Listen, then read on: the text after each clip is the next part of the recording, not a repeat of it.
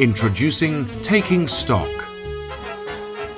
In the last lesson, we learned that part of working smartly at the bar is checking your stock levels before service and taking stock after service. While these sound very similar, they are slightly different from each other. Checking your stock levels is about making sure that you restocked your fridges and bar correctly after the previous service. Taking stock, on the other hand, is far more detailed and is what we'll be looking at in this lesson. We'll be defining stocktake, quantity and taking stock, and quality and taking stock. Let's start with defining stocktake. Taking stock can be defined as the act of physically checking both the quantities and condition of the items that you are holding in your bar and storeroom. The most important thing about taking stock is that somebody has to physically do it. In other words, they need to actually be there and see all the stock with their own eyes. This way, whoever takes stock can be 100% sure that the stock has been checked correctly and accurately.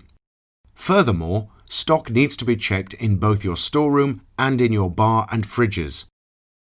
This way you know exactly how much you have. Let's take a closer look at quantity and taking stock in order to understand it fully. The first part of the definition of stocktake deals with checking the quantity of all the different items. All this means is that the person taking stock is looking at how many of each item there is. Why do you think it's important to know how much of each item you have? The answer is because by seeing how much you have, you can have an idea of when you are likely to run out of those items and plan accordingly. For example, if you know that you usually sell 20 beers in an evening and you have 60 beers left, you can know there is a high chance that after 3 evenings you'll have no more beers left. Along with checking how many of each item is left, we can also work out how many items we sold in the last service. This is very useful advice if you want to work out how much money was made. For example, if you know that you had 40 beers before service and after you take stock you find out that you have 10 left, you know that you sold 30 beers during that service. A great tip for taking stock is to take small portions of the same drink and put them into a single bottle.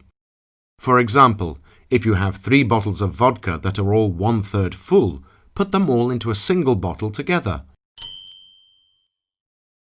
Just make sure that they are all the same brand of vodka, as you don't want to be mixing brands. Quality and taking stock.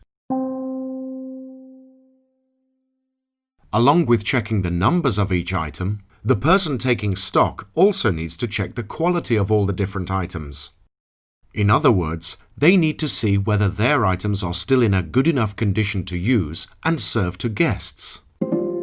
The main thing to look for here is the expiry date and freshness of all the different items. This way, we will know when an item goes off and is no longer good enough or safe to be served to guests. This is especially important when it comes to fresh ingredients, such as fruit and vegetables.